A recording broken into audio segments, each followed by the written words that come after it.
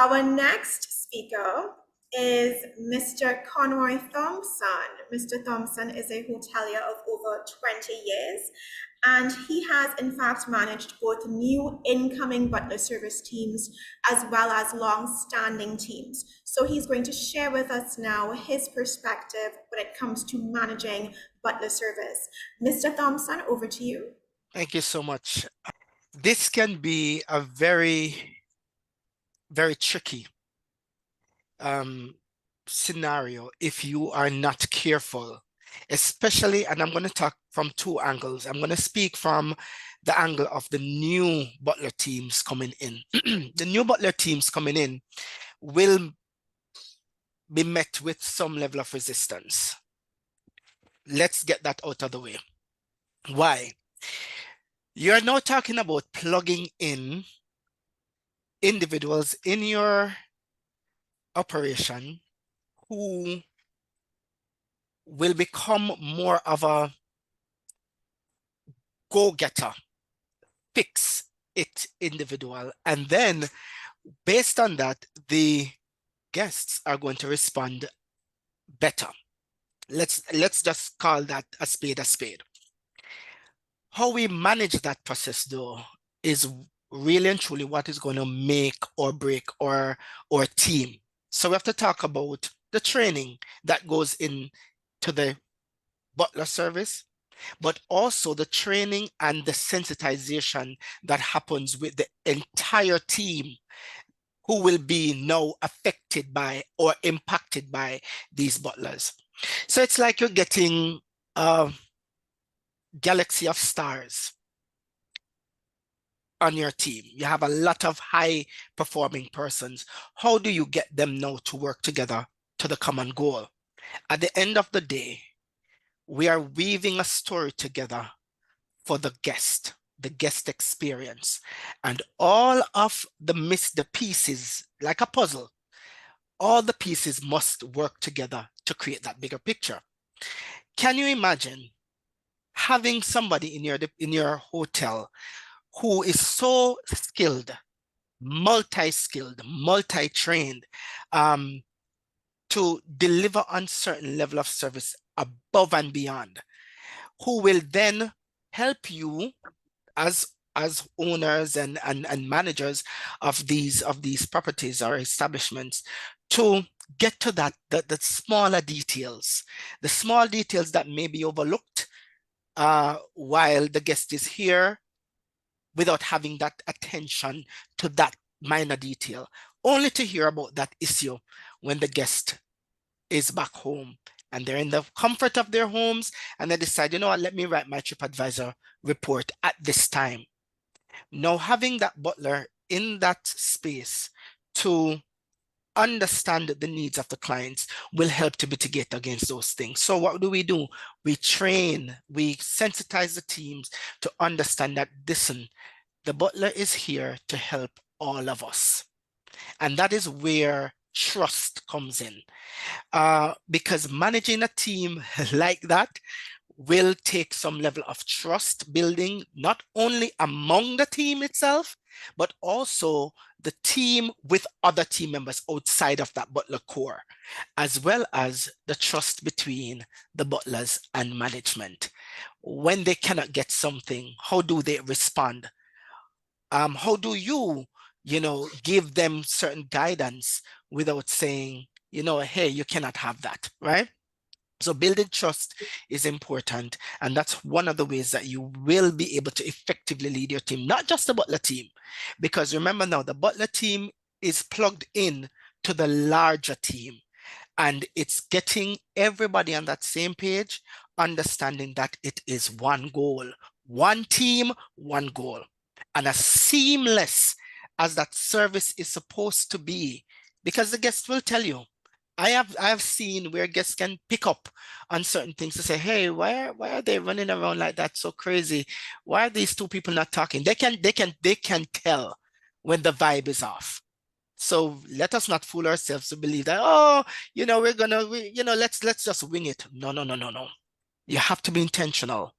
You must be intentional about leading the team.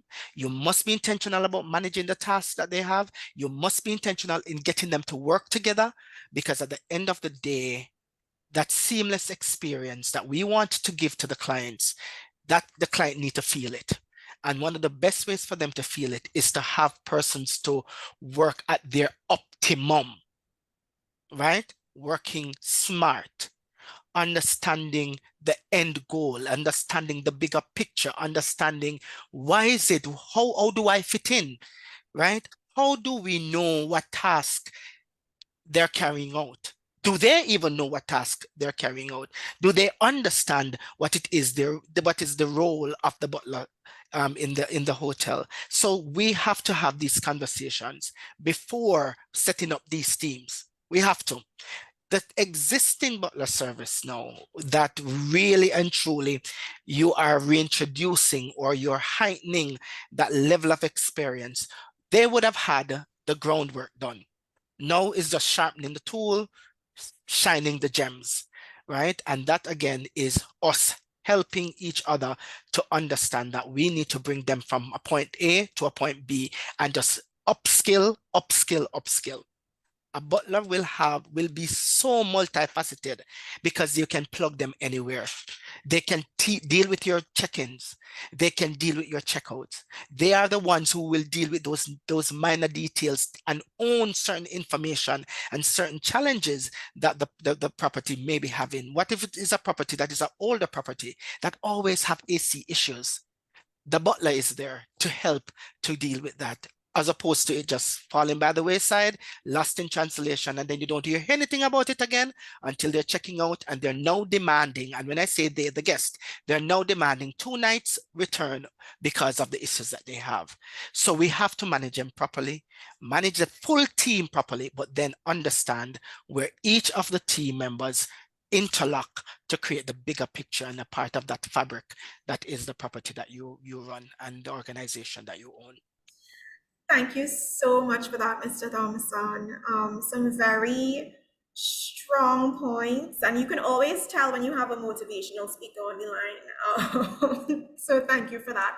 You raised some really important points. You mentioned the importance of having those conversations from the outset, Yes, training, making sure that we're all on the same page, not bringing people in without the other departments being very clear about what this person's role is, because absolutely. sometimes people feel threatened because the butler is so multi-skilled and it's everywhere, right? People might feel, and that's human, that's natural. So it's really up to us to be proactive in that sense.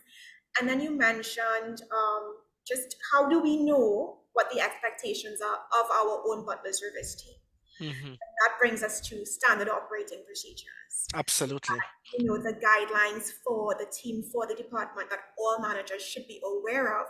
So even though you may not be able to track every single butler, because they are always, as Rory went through, their work is very multifaceted and intense, at least you have a very clear idea of what each task entails. Mhm. Yeah. It is clearly, it's so important because I have seen in areas and in properties that I've trained why it's so hard for the butlers to be embraced is because the HODs too, they don't understand. They just don't understand what it is that these people who have seemingly large amount of power is doing. Why is this person asking for the bottle of champagne? Why is this person asking to get into the room, 15 minutes before the guest gets here? If everybody is on the same page, and again, that's why it is important that the conversation is not limited to only the butlers. The conversation needs to be a full-on conversation with all members of the management team for them to understand the role, the tasks, what it is that these persons are doing, the scope of their work, and also to give oversight, because you want to also be able to say, you have to sometimes rein some of them in, because they can get very passionate about the service, right? But we have to make sure that from the get-go the conversation happens so that everybody is on the same page and it is clear as crystal what it is that these persons are supposed to do.